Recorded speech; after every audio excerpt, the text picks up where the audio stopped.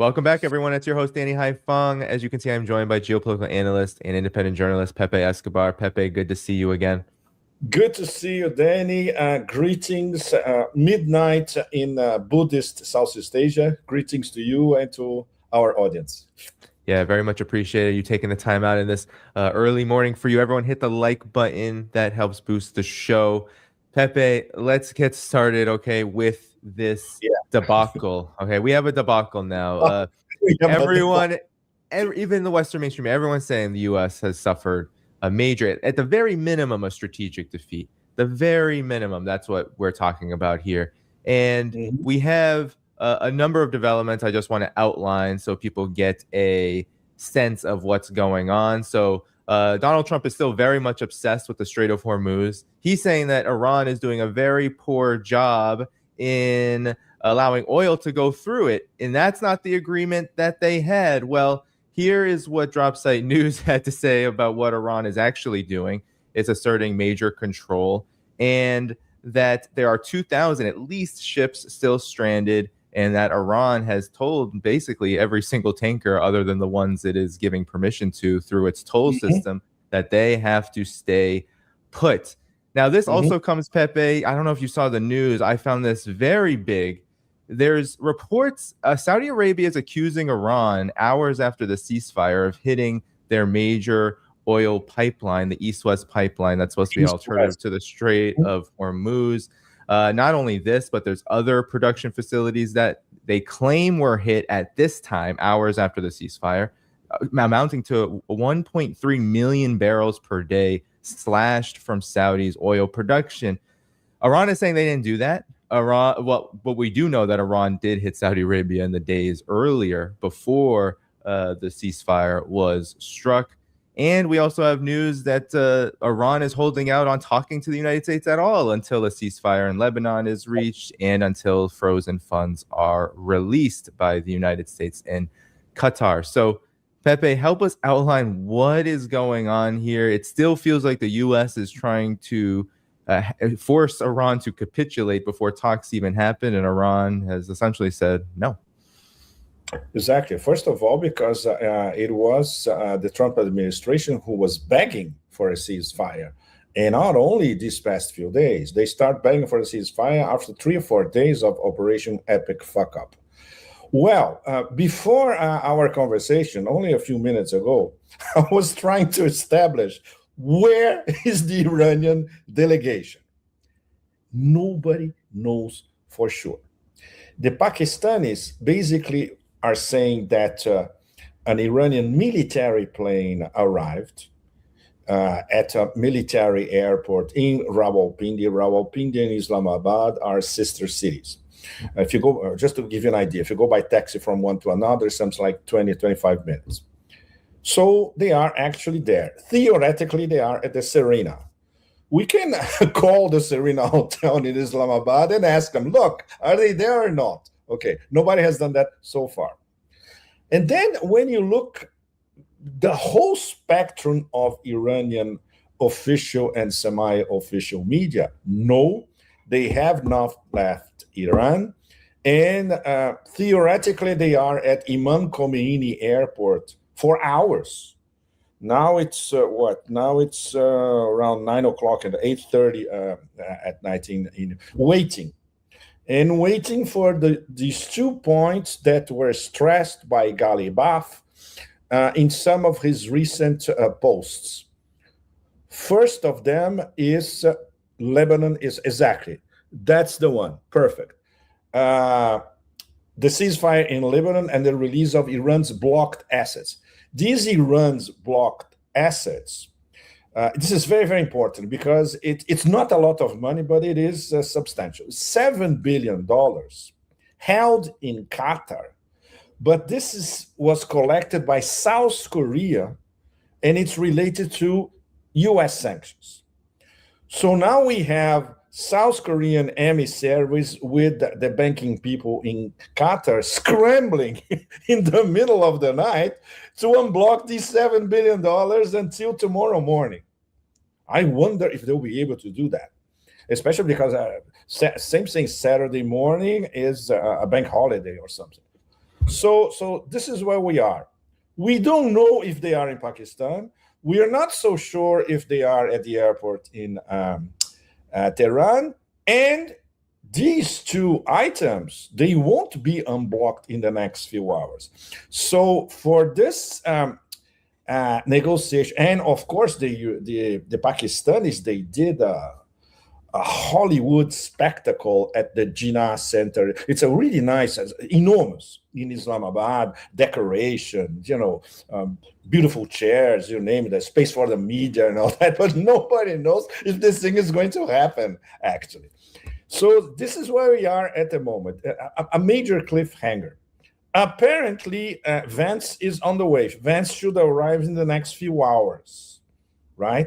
And the whole setup is already there. Like there is it's larger than life. The usual when there is a presidential, American presidential visit anywhere in the world. So Danny, this is all part of the information war, because we have information war on both sides, and both sides are trying to pose as, okay, we are in the driver's seat. We all know who is in the driver's seat by now in terms of inflicting a strategic defeat on the empire. We all know what's going on.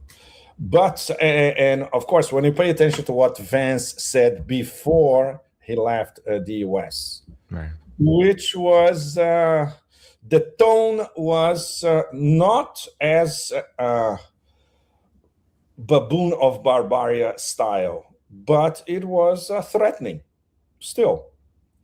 And this is something that I had reconfirmed yesterday. And correct me if I'm wrong, Danny, and all of you in the audience. Right at the beginning, when Vance became vice president, he may have mentioned that we should bomb Iran. I don't know if this is true or not. So this requires a little bit of, I didn't have time to do this before. And obviously he changed his mind along the way. And apparently, but of course, this is also not confirmed, he was against Operation Epic Fuck Up until the last minute. But this is if we trust the New York Times. And of course, we don't trust the New York Times. So it's all in the balance. What is clear is that he is playing, there's a big power play related to his presidential ambitions. He obviously wants to get the credit as a peacemaker. Of course, his chances are, I would say, from 0 to 10, probably 0.5. But this is what he's seeing, of course. This is everything to do with his own career path. So all these variables play, right? The Pakistani variable is immensely complicated but fascinating. For instance, I linked in my Telegram a brilliant article by one of my best friends in Islamabad, Junaid Ahmad. Junaid is a professor of Islamic studies, but he's a very, very good geopolitical analyst. And basically he says that even if this is, to be very diplomatic, an unelected military junta in disguise, that's what it is, because the big guy in this government in Pakistan now is Field Marshal Asim Munir. Is not the prime minister, Shahbaz Sharif, definitely not. But they were very, very clever to position themselves, I wouldn't say as mediators, they were not, as the go-betweens between the Americans basically chose Pakistan to be their go-between, their principal go-betweens to talk to Iran, because they knew that Iran wouldn't talk to them directly. And indirectly, they would not trust Egypt, they would not trust Saudi Arabia, they would not trust Turkey, but Pakistan is a different story. So obviously, the Trump administration has been using Pakistan, and the Pakistanis very, very clever. They leverage that to the max. And now their new geopolitical standing in the world went shot up like that, And when you compare to India, the Indians are basically crying at the moment. Nobody's even paying attention to India.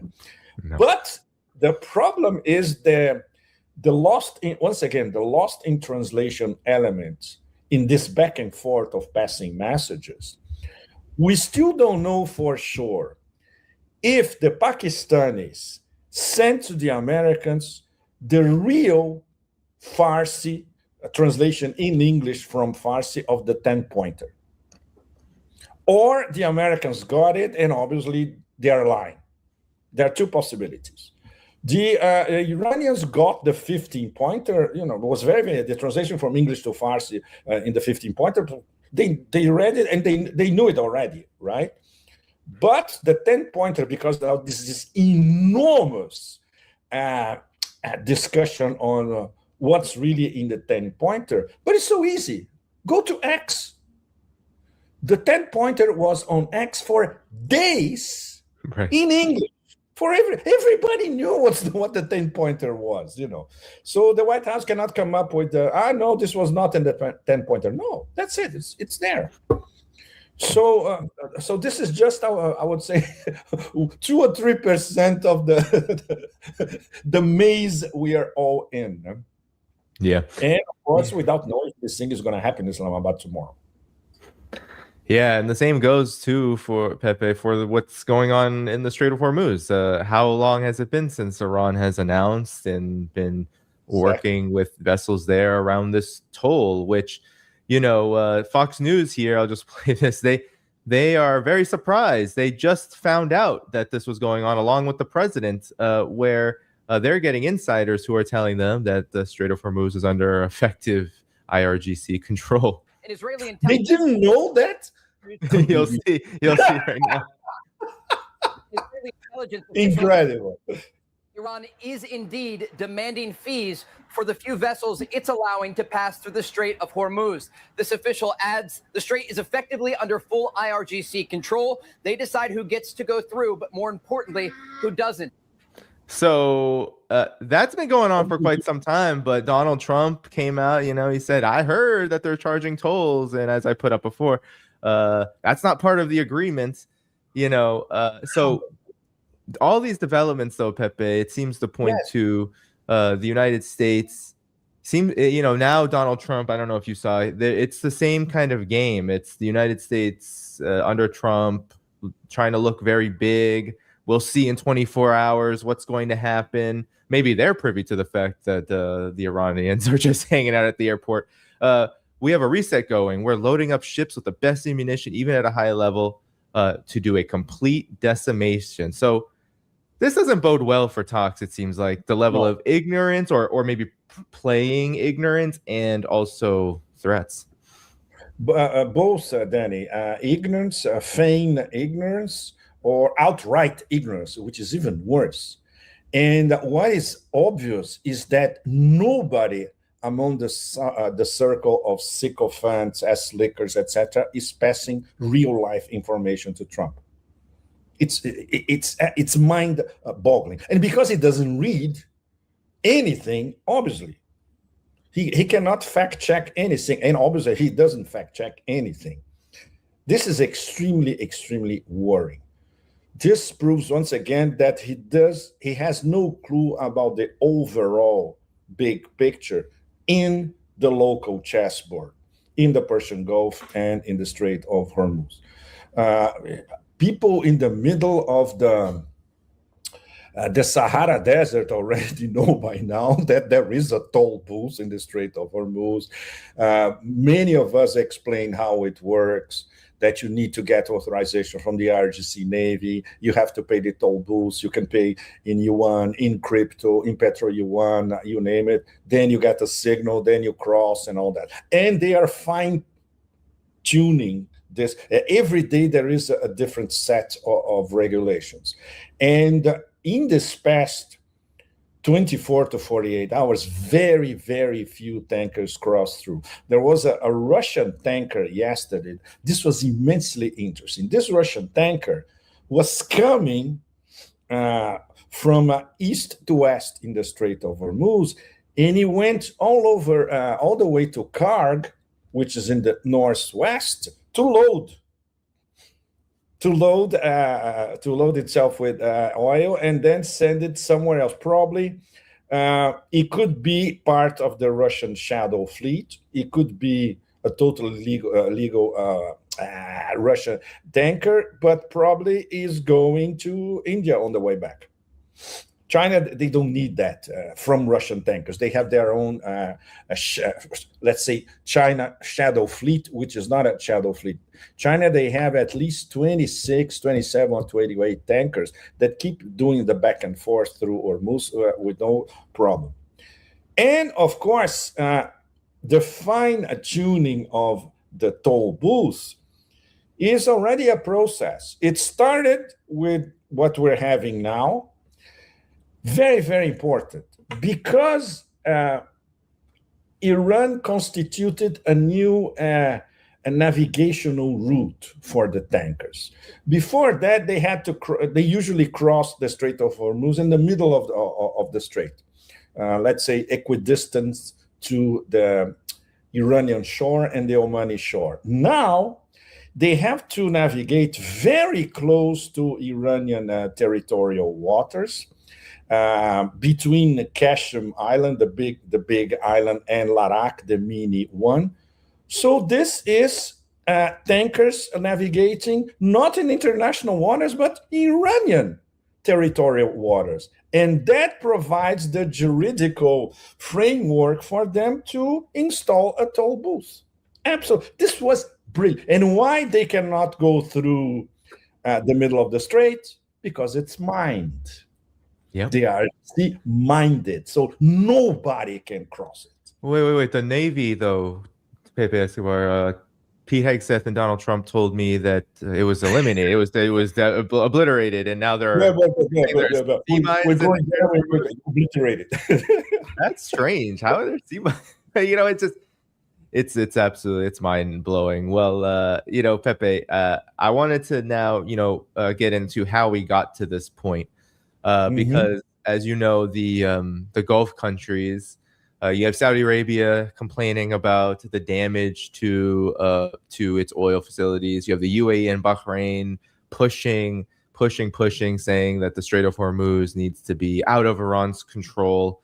And we also have the report that you referenced earlier, where you had Donald Trump for weeks.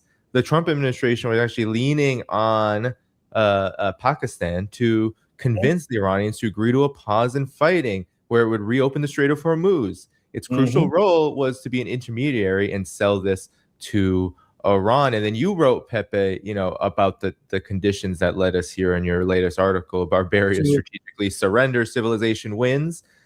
How did this surrender come? Because a lot of people are very concerned that all the United States is doing is similar to a Ukraine situation, seeking a pause, getting a pause, and rearming.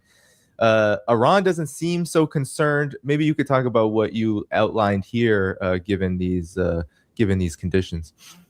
Yes, this is strategically surrender is temporary. Obviously, if you put this on a headline, the headline goes on forever, right? But if you read the article, it's there. For the moment, they were desperate because of operational matters, running out of weapons. The Americans and the best cult in West Asia. So they need an operational pause. This does not mean that in 2 weeks they will be able to rearm, to the fullest. These weapons are not available anywhere, for that matter. But they are, at the same time, of course, they will never have what it takes for a ground invasion of Iran, wherever that is. Karg Island, Strait of Hormuz, Qasem, southeast in Balochistan. No. But they could try, of course, to establish a beachhead somewhere. Let's say, for instance, in Qasem Island. How this thing would survive, nobody knows. And every serious military analyst says, no, this is absolutely suicidal. But considering that we have the push-up clown Secretary of Foreign Affairs over there, never underestimate his stupidity. And for the moment, he is leading the Pentagon. Until the moment where he's going to be thrown under the bus by Trump. Everybody knows that. Probably sooner rather than later. So the problem is everybody also knew that the Americans were trying to find a messenger. And they settled on Pakistan at least 2 weeks ago. At least, because this back and forth started with a few messages. It picked up speed when they had that first meeting in Islamabad, the 4 Muslims. That was early last week. Egypt, Saudi Arabia, Turkey, and Pakistan. Obviously, nothing happened. So the next day, the foreign minister of Pakistan had to pick up, step on a plane and go to Beijing to talk to Wang Yi. And the Chinese were saying, okay, you didn't do anything. Okay, let's release a statement. Very vague, very bland, but at least we have a statement. And we continue to work in the background. So they released that bland statement. Nothing happened, but they continued the back and forth in the background. The Pakistanis and the Chinese were only in the background. But when we had that absolutely ghastly, this is going to be in the history books to the end of time, of the threat to erase a civilization and the new deadline, this is when the Chinese at the last minute picked up the phone to talk to Iran. Because what we had so far was basically the Muslim countries talking to each other, but not to Iran. So the Chinese told, essentially the Chinese told, this was confirmed to me by a Chinese military source, essentially. The Chinese basically, which is something that the Chinese never do. So this proves to all of you that now they took an enormous risk and now they have skin in the game. Why? Because essentially, because of all these negotiations with the Muslim countries, and they could not offer anything serious to Iran, Iran was not even paying serious attention to it. They start to pay attention when they saw the possibility of a deranged baboon of Barbaria actually bombing Iran to smithereens. And that's when the Chinese also start to pay attention directly. So they told the Iranians, look, we will be your guarantor, whatever happens from now on. What we don't know, Danny, none of us and nobody anywhere knows is how deep are these Chinese guarantees. What do they imply? We don't know. I was trying to find this among some of the best Chinese analysts these past 2 days. Nobody's talking about it. Mm-hmm. So this means there is an order coming from Beijing. No, we cannot talk about this because this is a national security matter. And they consider Iran a national security matter. Right. Because of the strategic partnership, because of the deal that they made, the infrastructure and energy, because they are top member of BRICS, because they are the most important corridor in Central Eurasia. There's zillions of. So obviously the Chinese have to secure their own interests, yep. Iranian and Chinese. Yep. So this is where we are in this. I would say this is a key turning point, because it was the number one argument to convince the Iranians to go to the table in Islamabad. And then there is this is another very complicated story, which I've been not sleeping trying to get the real version, and it's practically impossible. The best that I can tell you, Danny, and all of you, is there is no split at the top in Tehran, in the guise of the Security Council. There are 13 members in the Security Council. Only 2 are considered reformists. One of them is the president, Pezeshkian. The other 11, they are IRGC aligned, resistance, and that's it. We're going all the way with our war. So there is no split. This is bullshit. This is Zionist propaganda everywhere. But they needed, of course, there were a lot of very serious discussions.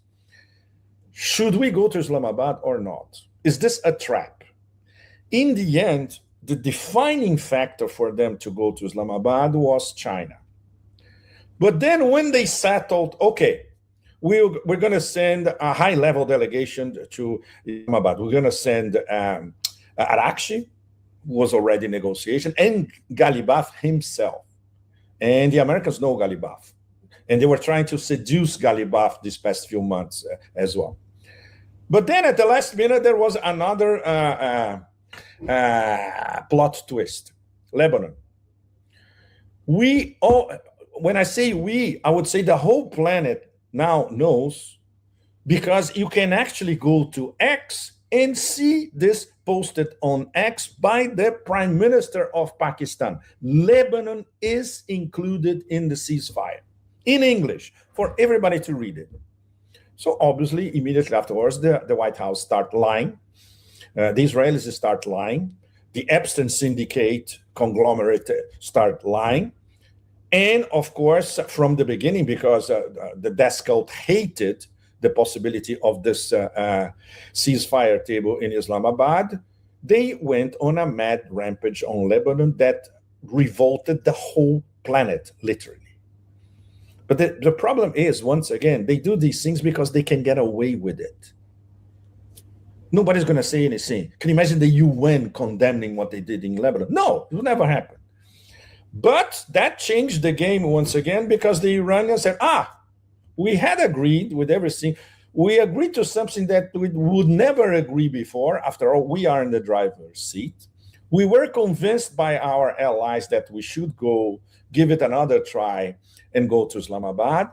And you changed the rules of the game only a few hours after we agreed with the possibility of a ceasefire.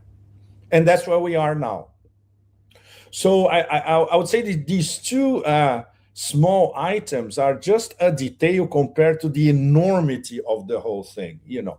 And it's very, very easy to unblock this money in Qatar. Takes a phone call, and to unblock, not unblock, and to make Lebanon part of the whole thing, it takes another phone call. Apparently, there was a phone call, but the death cult, they don't follow. We all know they don't follow anything. So how do you rein them in?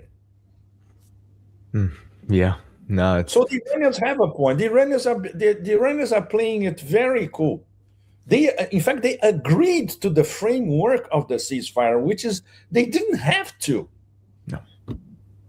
No, they didn't have to. And I guess I'm curious about this, what I've been thinking about, Pepe, in terms of, yes. There are many who are, your assessment, your informed assessment of what happened with China and Iran contradicts what some people believe happened, which is that China forced Iran to do this. No. They never do that. No. This is not the way they work. Yeah. No. Yeah. And then the other part of this is then why, a lot of people who watch the show say, well, why then would Iran do this at all? If they don't have to, if they're in the driver's seat. And I want to ask you about the idea of a diplomatic capital, because in this driver's seat, in this position of strength, now they have an opportunity to go in front of internationally through these meetings with a cessation of hostilities and fire, without the ability for the collective West to say, look at look at what Iran is doing, and militarily they can say, well, look at our points, look at what we want. What do you all think about this? Because I don't think they believe the United States is positioned or wants to, or would even think about meeting a lot of these demands. But now it seems like Iran has the opportunity to show who it really is to the rest of the world. I think that's an interesting point. I'm wondering, that's what I've been thinking about when I think about, well, why would you pause? And they have the ability to restart, without, as you said, the United States having the capacity to truly rearm.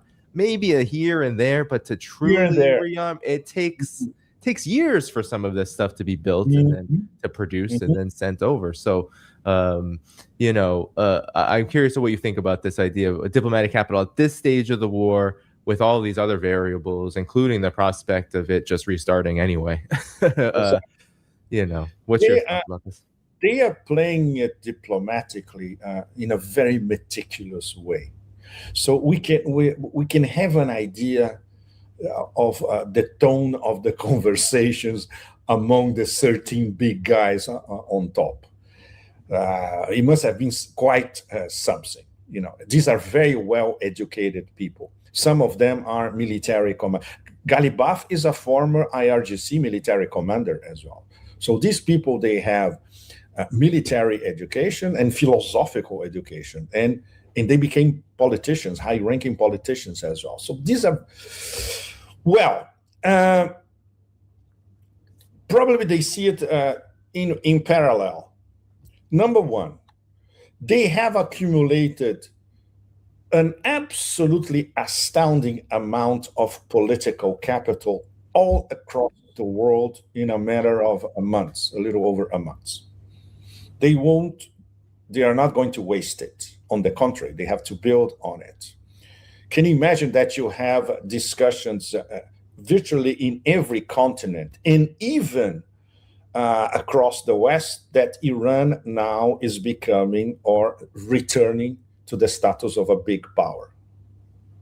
Can you imagine something like this only 40 days ago? This is already a game changer in itself. So from the point of view of, as much as we can talk about global public opinion, there is a consensus, we could say maybe in 7/8 of the planet, that Iran not only is winning the war, but it's staring down a superpower by themselves. Right. Can you imagine this in terms of accumulated political capital? Nobody has this nowadays, anywhere. And not even in this past few years. China is different. China is geoeconomic power. Right. But Iran is conquering this political capital in the battlefield, under attack, under fire. Wow. This is the number one test, for the emergence of so they are already now not much more than a mid-ranking power. It's between mid-ranking and big power already. The three tops are still there, but Iran is ascending, almost reaching their status. Would reach their status if they have, let's say, an economic revolution in these next few years, which they have, because they have the manpower and they have the intelligence, and they can rebuild very, very fast, and also with help of their allies. Yeah. So they have to pay attention to this long-term picture and, of course, their new role internationally. At the same time, when they look at the degree of devastation inflicted on them by the Epstein Syndicate, which is immensely serious, they have to think about their internal, their domestic problems. Mm-hmm. And, of course, because they know that the war is not finished, this is a pause. The war will be back. And when the war will be back, there will be even more devastation, and especially in their civilian infrastructure. Yeah. So can you imagine how difficult it is for these guys, for these 13 guys, to put all that in perspective, and the levers, and okay, where should we calibrate this thing? How far can we go here? How much can we defer? If we play this diplomatically, are we going to increase our political capital everywhere? The fact that they are going to Islamabad is already be seen all over the world as, yes, they're going there just to show us once again that the Americans don't respect anything. So that's very, very good. The problem is the post-Islamabad, because then the war will be back. And obviously, Baboon of Barbaria already told everyone, yes, we'll be back with all the missiles that nobody has seen, all that crap, right? Right. But the calculations for the Iranian leadership are extremely complex. From a military point of view, they are not extremely worried, because the invisible cities, most of the underground cities, probably 80% of them are still underground and invisible. So everything is still there. They have their missile capability is practically intact, contrary to what Push-Up Clown is saying in DC. There was a message from the Iranians to the Pakistanis 2 or 3 days ago. They were saying, look, we still have 15,000 missiles, probably more. and 40,000 drones. And these are the last generation drones, which are incredibly lethal. And they are Shahids that became Gerans in Russia and now back to Iran. So they are a hybrid of Shahid and Geran with the latest equipment, jamming devices, you name it. And, they have warheads of 90 kilos of explosives. These are absolutely lethal. So they are not worried. And of course, and they can reposition a lot of stuff for the restart of the war. And of course, considering that the war is practically certain will restart, the destruction of Israel now can go to the next stage, considering there are no more, whatever, TADs, David Sling, Arrow, whatever. That's it. It's over. They don't have practically anything left. Their preoccupation, of course, is how much extra are we going to suffer in this next stage of the war? So this is probably the number one military calculation. Yeah. Are they expecting anything from Islamabad? No. First of all, because when you compare the 15-pointer with the 10-pointer, I mean, it's like rain on different planets, I think. Yeah. Planets, exactly. Yeah. For instance, there's a psychological element through all this. Apparently, they're not going to be on the same room.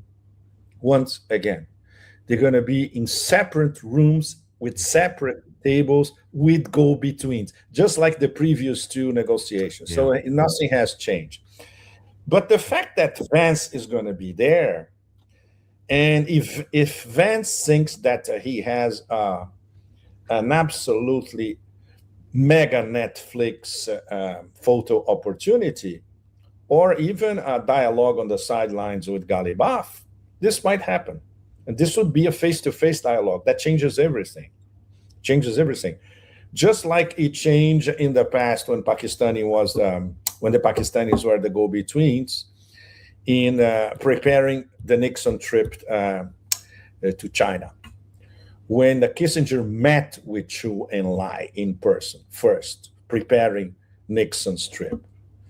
And Kissinger was like, wow, because Chu and Lai was on another level, And then when he came back to the US, I said, look, you have to go there. You have to talk to these guys face to face.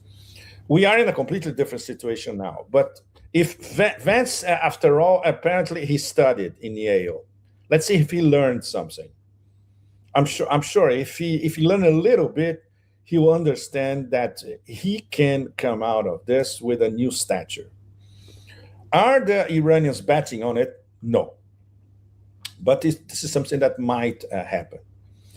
And of course, are they going to deviate from the 10-pointers? No. So this means that it's going to be a very, very, very tough, indirect dialogue again.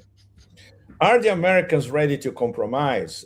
From everything that we have been hearing, Danny, I don't think so. They might compromise maybe they might compromise on alleviating sanctions at the UN, because this is not directly an American decision. It's going to be a UN Security Council decision. If the Americans do not vote, okay, no more UN sanctions. But American sanctions, they are forever. We all know that, right? Right. Please go ahead. No. Great points, Pepe. And the United States has been massaging the idea of sanctions relief in other instances, I feel like, to maybe prepare the way to give a little, but it really feels like an image problem for the United States, because in the back rooms, we don't know what they're saying, but they're probably saying something to the extent of expletives about some of the things we talk about and how they can't change them. But in public, this is the empire. They cannot be made to look like it's losing. But there's some breaking news, Pepe, we can react to. Yes, go ahead. To verify, our friend GD Geopolitics, following flight radars, said that 2 Iranian Mirage Airlines passenger planes are now en route to Pakistan. likely carrying the Iran negotiating team, although we don't know. We Meanwhile, don't know. Israeli media reports say that a ceasefire announcement in Lebanon is expected, although I have not been able to Yes. track where Yeah, that is. we So cannot. maybe getting a little Wow. closer to this. So this means that the Pakistani media was lying. Hmm. That's not good. It's not good at all. And the Iranian official and semi-official media, they were all saying the same thing. They are here at Imam Khomeini Airport and they are waiting. So apparently this was correct. Yeah. Yeah, and I guess we'll have to see what transpires from here, Pepe. But on the another note, maybe you could talk about the position of the Gulf countries now. We see the media, they have anointed Iran. I mean, we've seen the New York Times everywhere. You referenced it.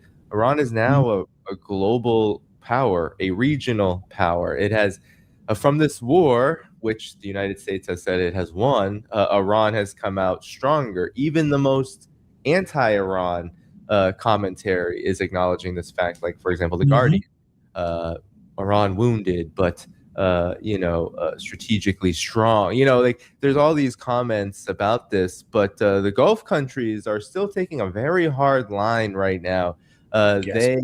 It seems like they feel embarrassed. I see it all over X. Analysts from the UAE, you see it in the statements from the governments of the UAE, of Bahrain.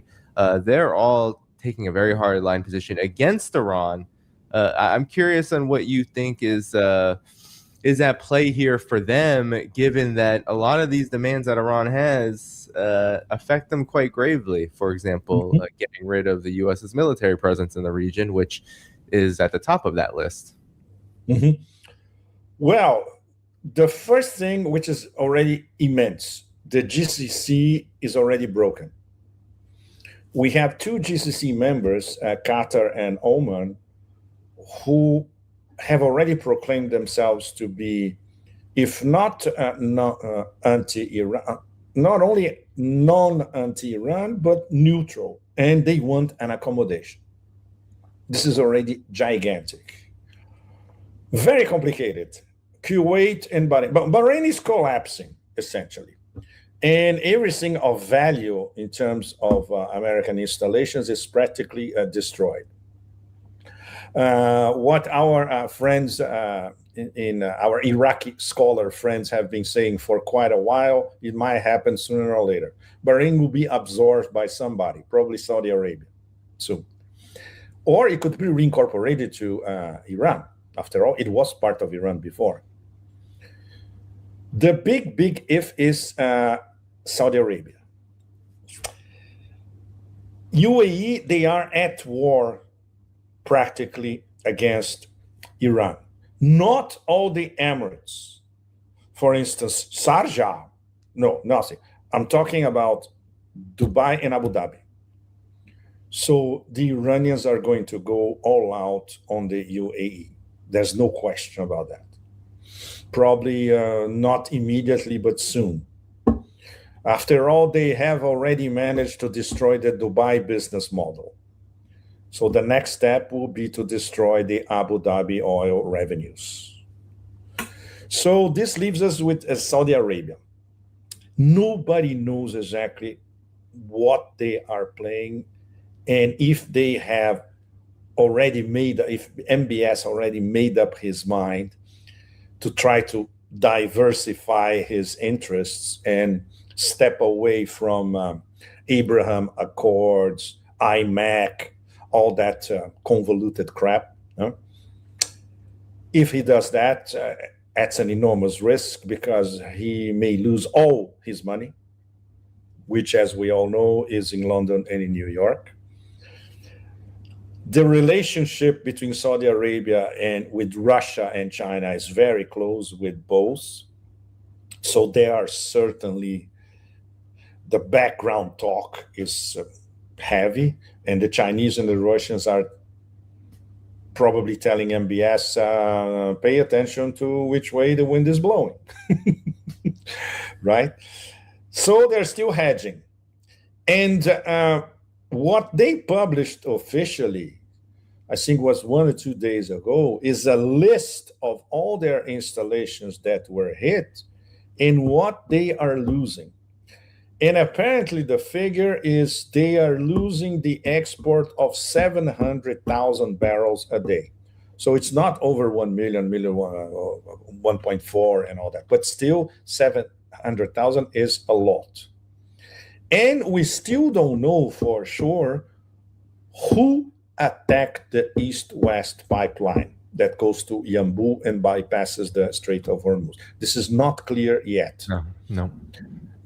At all. No, it's not. Iran, Saudi Arabia says it's Iran. Iran says it's not. No, RGC said no, it was not us. Yeah. And Iran has hit Saudi Arabia, and as they hit the refiners, has hit that area. But strategically, it seems like, and it seems strategic the way that they were hitting it rather than this attack, which was, crippling. The big joker, right? Danny, the big joker is, okay, which way Saudi Arabia will lean? Midterm. Short term, nobody can tell. Midterm, right? And of course, in terms of the Strait of Hormuz, if this new mechanism, this new mechanism will hold, will the Emirates resign themselves to pay the toll to export their own oil through Iranian territorial waters? Definitely not. And that's why they're seething. Yeah. Yes. Yeah. They are on a time bomb. Absolutely. And this might explain from the beginning why they chose this position of basically aligning with the US and at war with Iran. There will be serious consequences for MBZ. There's no question about that. For the moment, this is not the number one priority for the IRGC, but soon it will be. Yeah. But the bottom line is GCC, bye-bye.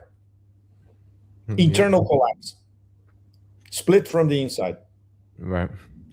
Yeah, no, it is looking very bad for the Gulf, especially considering all of these talks are going to revolve around many issues that affect them, that none of them, I mean, what's so interesting what you said earlier about Qatar and Oman. I mean, Oman's not so much of a surprise, but it's so interesting that Qatar changed its tune very quickly after what Iran did to its opportunists to energy, to get to its energy.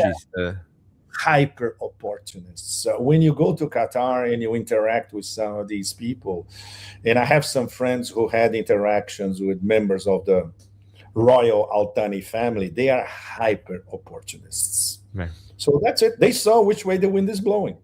Very simple. Literally in their own country after Iran hit their Iran really took it to their I forget what the name of the company was, but the name of the facility, but they damaged it quite significantly. Ras Nafar? I think it's Ras Nafar. Yeah, the Rasfar energy. So they lost 17% of their LNG export volumes. This is immense. And of course, the ripple effects everywhere are gigantic. Exactly. So after that, of course, I said that convinced them. Yeah. A little bit of of course, they know what's happening with Dubai Airport. They don't want the same thing to happen to Doha, which Doha now is going to be the number one airport in the Persian Gulf. Period. It's already the most modern. It's quite pleasant as a huge airport, and it's going to be the number one. Even for Qatar Airways, swimming business. Emirates, oh my God. And Etihad, they are in deep, deep trouble, both. Yep.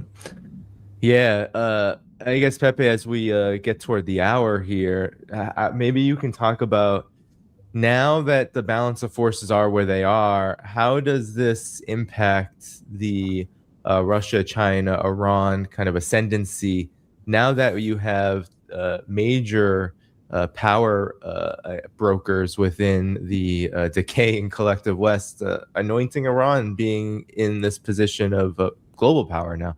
How does this change things for the entirety? Because a lot of people were, I think, pessimistic before February 28th about the multipolar world, and then they saw what happened to Iran in day one, And now we're in 6 weeks later, and the mainstream media can't stop talking about Iran being a global power. So how does this change things for the rest of the world, really? Because there's a Strait of Hormuz, and then there's, of course, the bigger development surrounding these big changes, which is Iran being part of this, now a major part, maybe one of the leading parts of this changing world.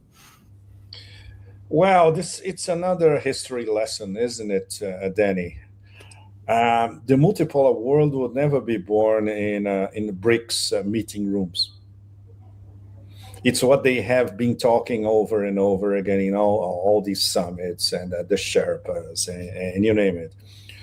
I have been following this deeply. I was a firm believer that this would happen.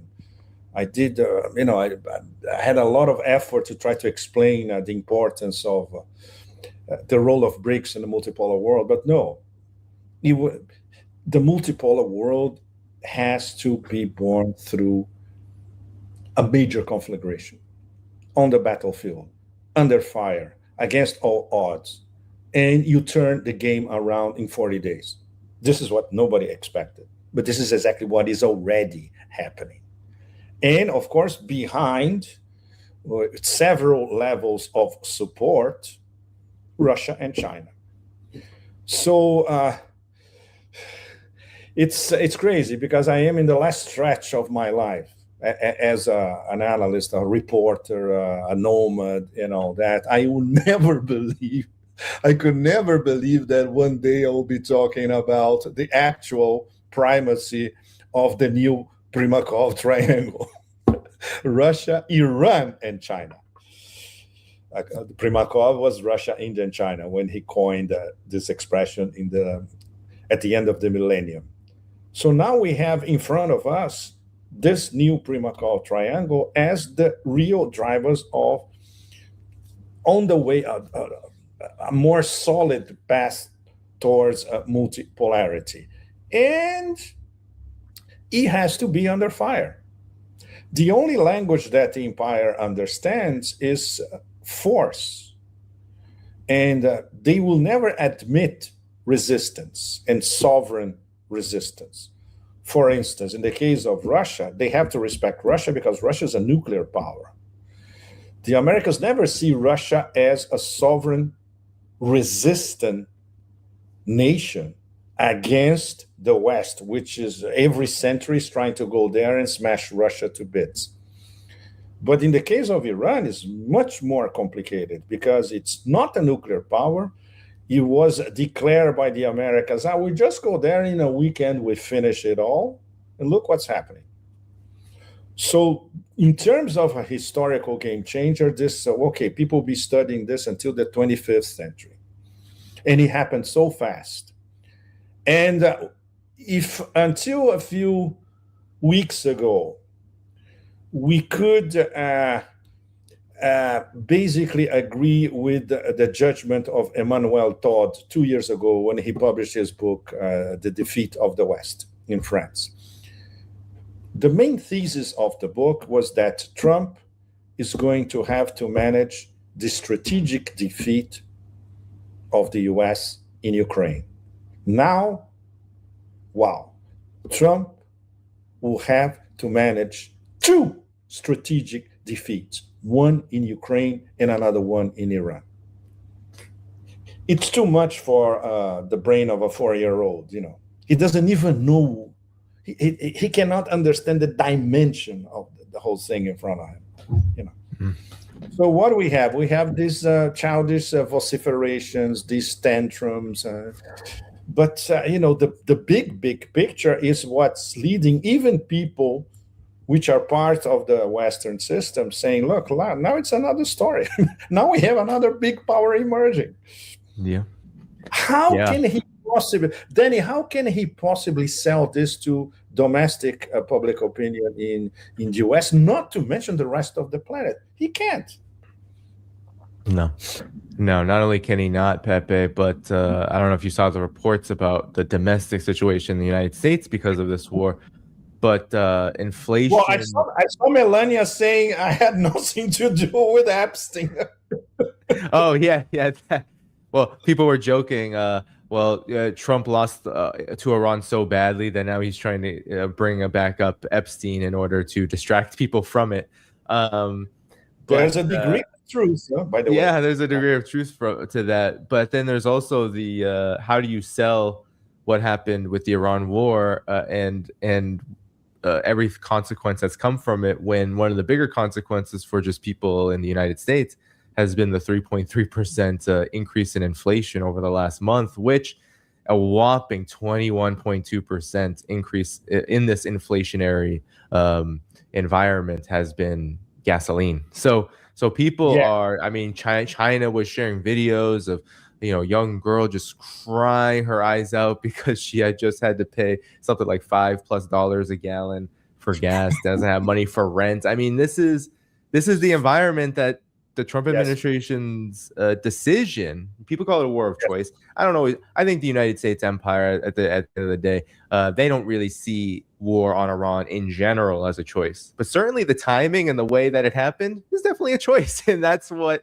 has led to these disastrous blowback conditions. And the Trump, I don't know how the Trump administration comes back from this as an entity, but and a future politically, but nonetheless, it seems like Trump and his team want to really like supercharge these so-called negotiations to get to whatever they're going to get from them. And I just don't see that. This could go on either for a very long time, or it could just not happen at all. I don't think there's an in-between to that. I don't think there's an in-between. Let me ask you, Danny, the host. What do you see that the Trump administration could get, considering they have zero cards in their hands? The only thing that the Trump administration can get is if they have, I don't know, I haven't seen it yet in two different terms of Donald Trump, but if the Trump administration can hire someone who can make a defeat look like a victory through some kind of PR spin, that's the only thing I think, because they're going to have to. I can't imagine Iran is going to even forget capitulation, but like concessions. I don't know why Iran or what Iran would consider conceding other than some version of what it has laid out to the United States. Maybe it could be written differently, but nonetheless, the tolls at the Strait of Hormuz, all of this, I don't see Iran, the military presence in the region. They'll be like, oh, you can spin it however you want, but you got to do it. And Iran is not going to stop demanding it and stop talking about it in that way. So really, the United States has nothing other than maybe, hopefully for them, if for the Trump administration, they better hope they can do this, find a way to actually effectively communicate that they have won from a massive defeat. But we haven't seen it, and it's not all they can do is thump their chests and talk about how big and powerful they are, and everyone kind of side eyes it because it doesn't make any sense. And I feel like we're gonna get a lot of that coming up. And who knows? We could very well be in a military situation again, a hot war again soon.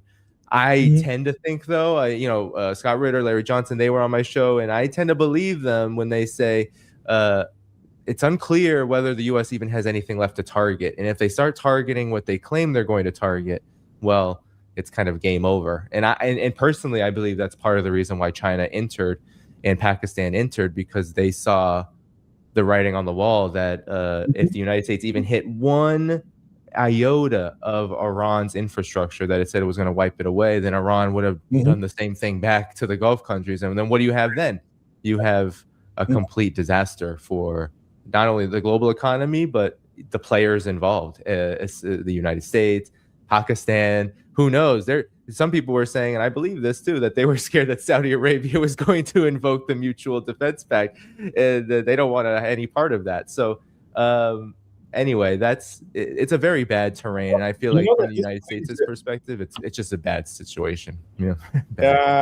What you just mentioned, Danny, it's part of Pakistan's calculations. They cannot allow anything happening that would force Saudi Arabia to call their mutual defense back. They are terrified of the possibility. Absolutely.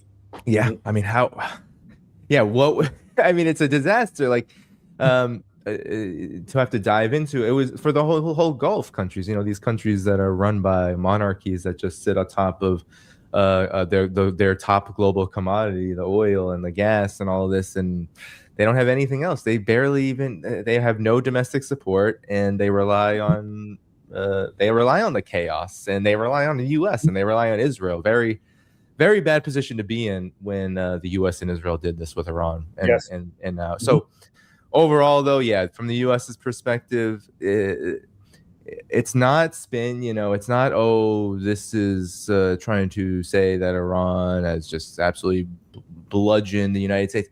The truth is that the U.S. kind of did this to itself, and Iran just had the capacity to make it happen, and to resist, and they did, and now the U.S. has to face the and bear the fruits of what that means, which is trying to weasel your way out of a mess that you made on your own. But I don't see it. That's why the next few days to a week plus are going to be very interesting, I think. But any final comments, Pepe? I know we're over the hour, so any final comments? No, that's about it. Because we have to wait if something comes out of Islamabad. Oh, none of us is betting that something will come out, but maybe a rabbit out of a hat at the last minute. No? Yeah. I'll just put up some of these super chats. You should add Iranian Lego videos to your intro outro. Yes, Lego videos. You bet. I would, but I heard people are getting censored for putting them up on YouTube, so that's why I haven't done it yet. Yes, but apparently they censored the Lego guys' account somewhere. I don't know if it's in YouTube or somewhere. So everybody has on YouTube. On YouTube, but they are on X everywhere. The Lego videos. Right. So thank you all for the generosity. Without further ado, everyone, I want you to know that you can go to the video description and find Pepe Escobar's Telegram and X, as well as a link to this article that we shared today. And be sure to hit the like button. Be sure to subscribe, all of that, video description to support this channel, all the sources. I will be back, but...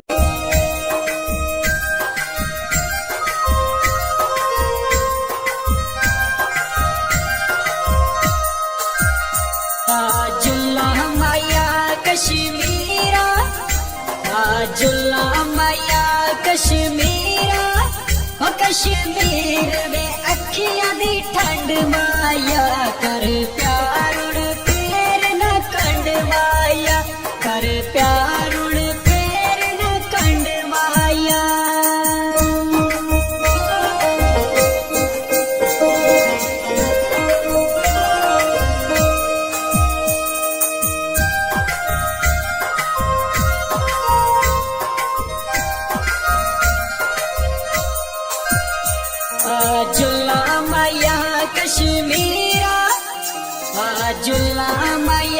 Kashmira ओ कश्मीर वे जन्नत नजारा है माया अखियां दा चन तारा है माया अखियां दा चन तारा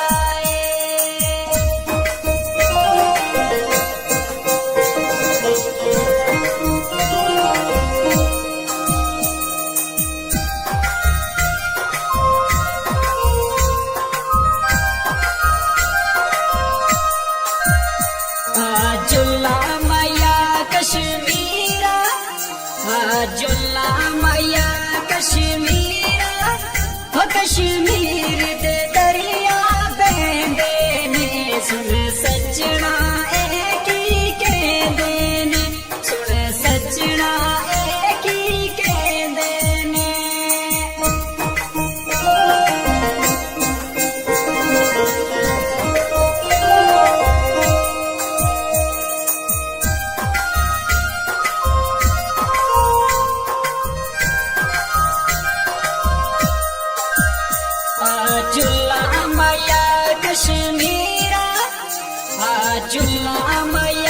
कश्मीरा ओ कश्मीर दी फुल खेलिए मेरा माया हुस्न दा दलेलिए मेरा माया हुस्न दा दलेलिए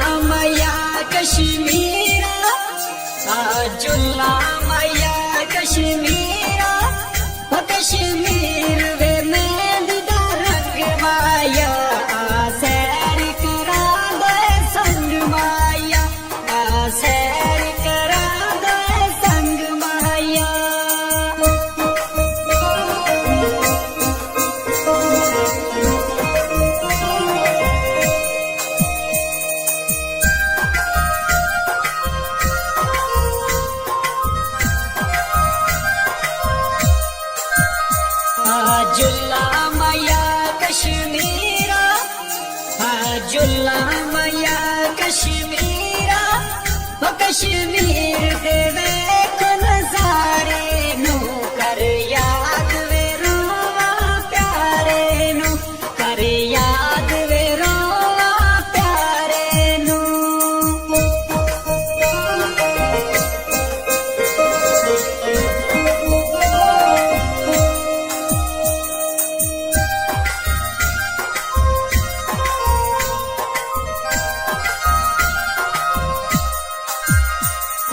जुल्ला माया कश्मीरा जुल्ला माया कश्मीरा ओ कश्मीर वे भागत लार चना रफी दिल को करिए प्यार चना रफी दिल को करिए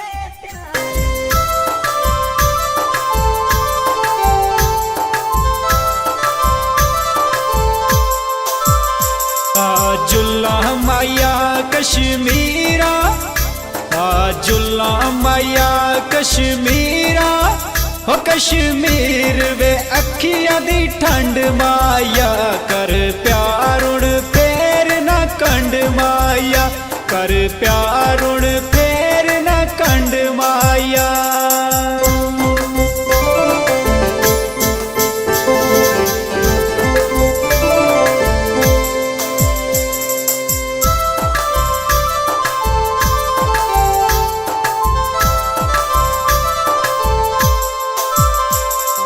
जुल्ला माया कश्मीरा जुल्ला माया कश्मीरा हो कश्मीर वे जन्नत नजारा ए माया अखियां दा चन तारा ए माया अखियां दा चन तारा ए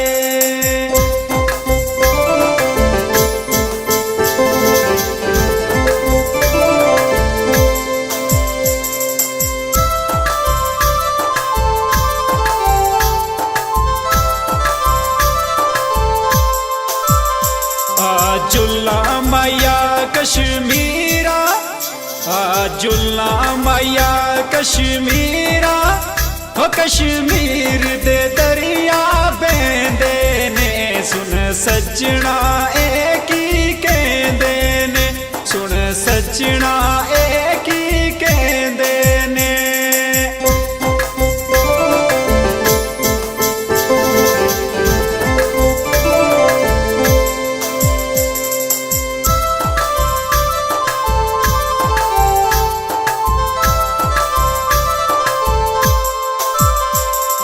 जुल्ला माया कश्मीरा जुल्ला माया कश्मीरा ओ कश्मीर दिवे फुल खेलिए मेरा माया हुस्न दा बेलिए मेरा माया हुस्न दा बेलिए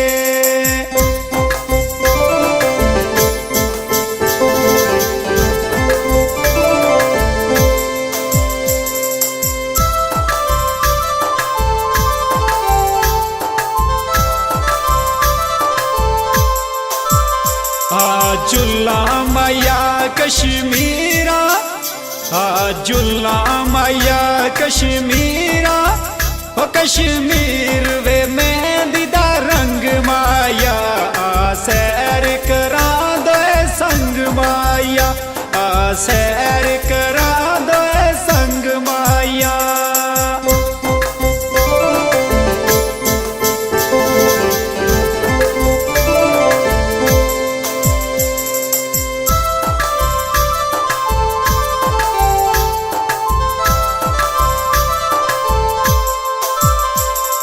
जुल्ला माया कश्मीरा जुल्ला माया कश्मीरा ओ कश्मीर देवे